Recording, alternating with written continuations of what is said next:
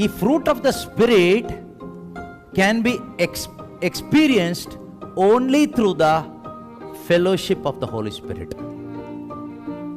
Being in fellowship with the Holy Spirit, you can experience the fruit of the Spirit. If you are not in the fellowship of the Holy Spirit, you cannot experience the fruit of the Spirit. That is how God has set this. Praise be to God. ಕಳ್ರಿ ಕಿತ್ಕೊಳ್ಳೋಕ್ಕಾಗಲ್ಲ, ಡಮ್ಮಿಗ್ಲೆ ಕಿತ್ಕೊಳ್ಳೋಕ್ಕಾಗಲ್ಲ, duplicate ಕಿತ್ಕೊಳ್ಳೋಕ್ಕಾಗಲ್ಲ, ಸುಣ್ಣ ಬಳಿಕ ಸಮಾಧಿ ಕಿತ್ಕೊಳ್ಳೋಕ್ಕಾಗಲ್ಲ, ನಾಟಕ ಕಂಪ್ನಿಯವರಿಗಂತೂ ಮುಟ್ಟಕ್ಕೆ ಆಗಲ್ಲ. ಫ್ರೂಟ್ ಆಫ್ ದ ಸ್ಪಿರಿಟ್ ಬೋಧನೆ ಮಾಡ್ಬೋದಷ್ಟೇ.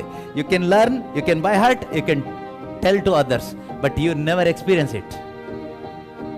But when you are walking with the Holy Spirit, when you are in fellowship with the Holy Spirit, that fellowship with the Holy Spirit will produce this fruit.